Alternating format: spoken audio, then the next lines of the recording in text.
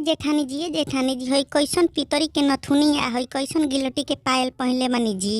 हाँ ए देवरानी जी, हाँ ए देवरानी जी, ए जेठानी जी के मरद सवत रखले बा, बेचारी बड़ा दुख में जिंदगी जियली। हई ननद नंदोई जी, ननद जी के केतना सजले संवरले मानो सोना के गहना स्तन झूमर गीत गावे के। हमके झूलनी गढ़ाई द झोपेदार बलमू, हमके झूलनी गढ़ाई द झोपेदार बलमू, ननदो पेने जियर जरी जला हमार बलमू, ननदो पेने जियर जरी जला हमार बलमू, हमके झूलनी गढ़ाई द झोपेदार बलमू।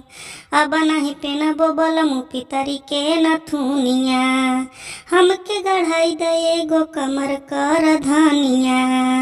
अब नहीं पेनबो बलमू पितरी के नथुनिया, हमके गढ़ाई द एगो कमर कर धनिया। हमके मुनरी ले आई द लरीदार बलमू, हमके मुनरी ले आई द लरीदार बलमू, ननदो पेने जियर जरी जला हमार बलमू, ननदो पेने जियर जरी जला हमार बलमू।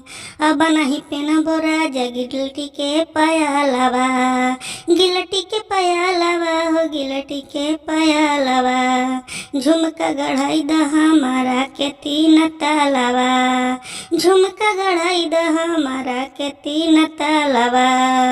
हमके टीका वाले आई द चमकदार बलमू, हमके टीका वाले आई द चमकदार बलमू, ननदो पेने जियर जरी जला हमार बलमू, ननदो पेने जियर जरी जला हमार बलमू, हमके झूलनी गढ़ाई द झोपेदार बलमू।